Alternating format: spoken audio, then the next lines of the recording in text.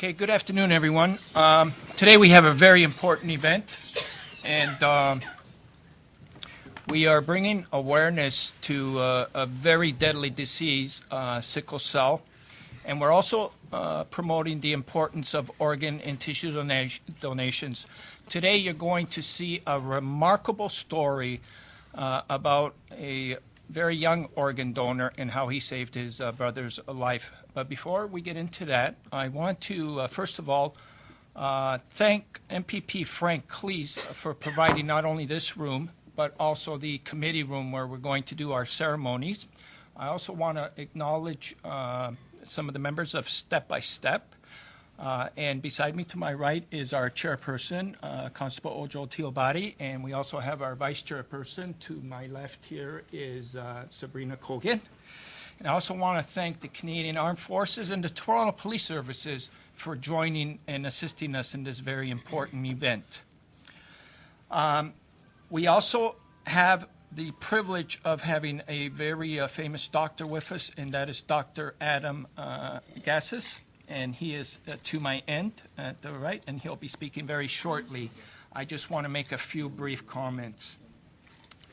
Daniel Badmus is a 5-year-old boy who gave his younger brother, John, an early Christmas gift, the gift of life.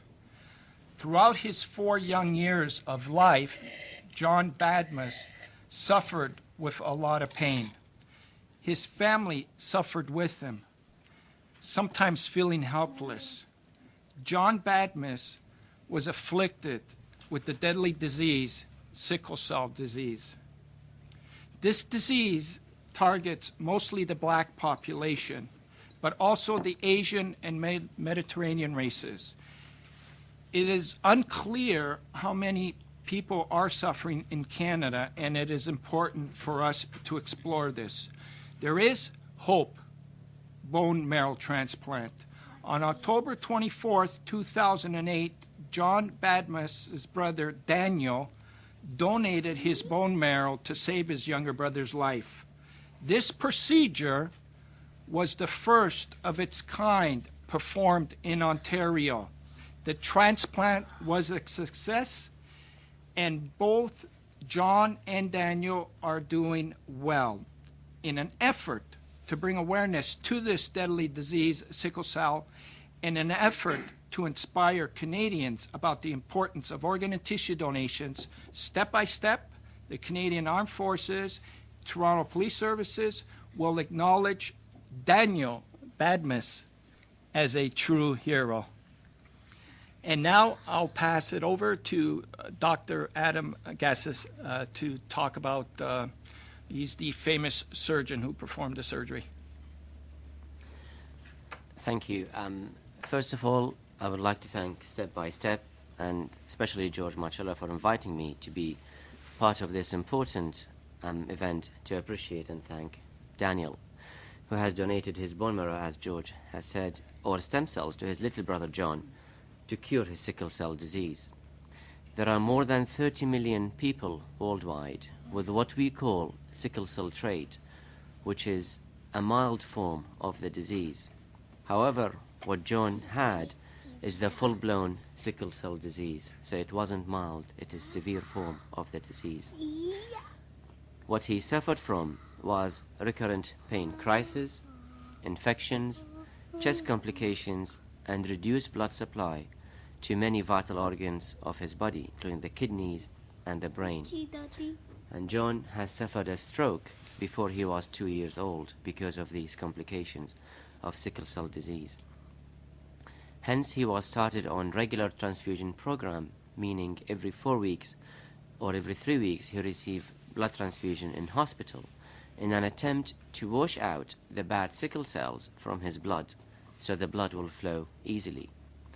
But he would have to do that all his life and may suffer further complications because of these regular transfusions. Bone marrow or stem cell transplantation is the only cure available for sickle cell disease. And John is very fortunate to have Daniel because Daniel is healthy and does not have sickle cell trait or disease, and he's a perfect match to John. Bone marrow or stem cell transplantation is a relatively new science, and since the first successful bone marrow transplantations in humans in 1968, the numbers of transplant has risen dramatically, and there are about 10 million people who are on the unrelated registry who are willing and able to donate their bone marrow for many other diseases. We, in Sick Kids Hospital, perform about 50 to 60 of these procedures per year. These are complex procedures, and the concept behind them is very complicated. Recovery is slow, and there are risks associated with them. However, most of them are successful and save children's lives. John is the first child, as George mentioned, with sickle cell disease who received transplants in Sick Kids. We think he's so lucky to have his brave brother as a donor for his stem cells. It is, however, early days. After transplant, John is only about a month and a half from transplant. He is doing very, very well so far, and we hope that he will continue to do well and his disease will be cured completely. Thank you.